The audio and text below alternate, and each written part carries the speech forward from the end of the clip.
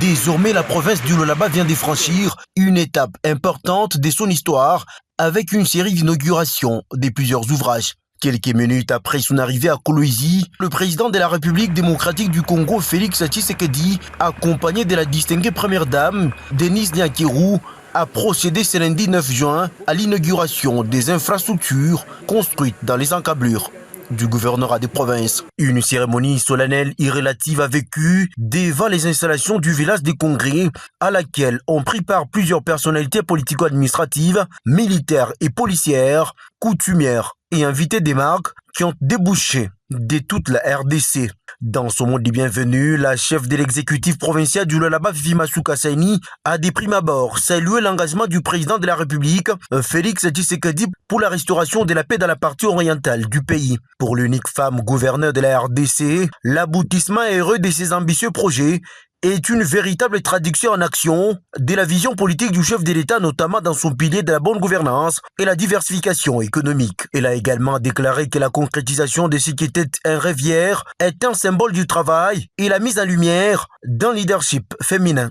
des résultats. Dignement et fièrement, je rends mes hommages les plus déférents à son Excellence Félix-Antoine Tshisekedi Tshilombo, président de la République, chef de l'État. Visionnaire de la reconstruction nationale, les Lualaba a l'honneur de vous accueillir pour l'inauguration concrète de votre vision politique matérialisée par des ouvrages construits sur fonds propres. Ces inaugurations symbolisent la victoire du travail, de la compétence et du leadership féminin contre les stigmatisations et la médisance. Ces ouvrages sont le fruit du silence actif d'une servante dédiée à sa mission.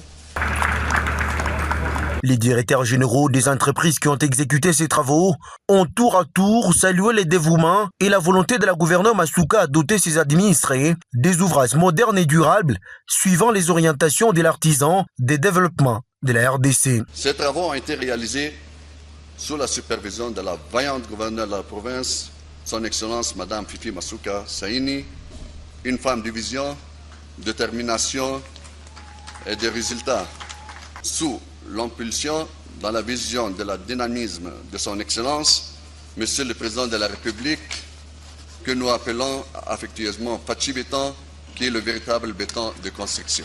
La ministre nationale de la Culture, Yolande Elébé, n'a pas tari de l'ose à l'endroit du président Tshisekedi pour sa détermination à promouvoir l'identité nationale à travers des activités culturelles. Ces membres du gouvernement Toulouka a par ailleurs jeté des fleurs à la meilleure élève du régime Fachi pour avoir placé la promotion de la culture dans toutes ses facettes au centre de sa gouvernance.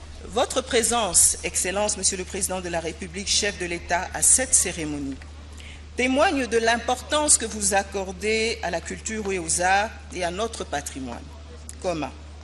Et votre souhait de léguer aux générations actuelles et futures des édifices de haut niveau qui permettront d'apporter un rayonnement encore plus grand à notre vaste patrimoine culturel. En effet, la salle polyvalente qui va être inaugurée ce jour n'est pas simplement une réalisation architecturale. Elle représente un espace de rencontre, de partage et de création. Au nom des artistes et culturels de notre grand et beau pays, je tiens à témoigner notre gratitude pour cette œuvre grandiose. Et je demanderai aujourd'hui solennellement que nous laissions tomber un adage que l'on dit souvent, « Moi si atonga kamboka te ». Je pense que balakisi biso que moi si atonga kamboka. Étape des allocutions finies, les premiers citoyens congolais en compagnie de la gouverneure du Lualaba et d'autres personnalités, procédé à la coupure du ruban symbolique d'abord au village des congrès, suivi de la visite guidée des différents compartiments, mais également la salle polyvalente et les deux bâtiments jumelés qui abriteront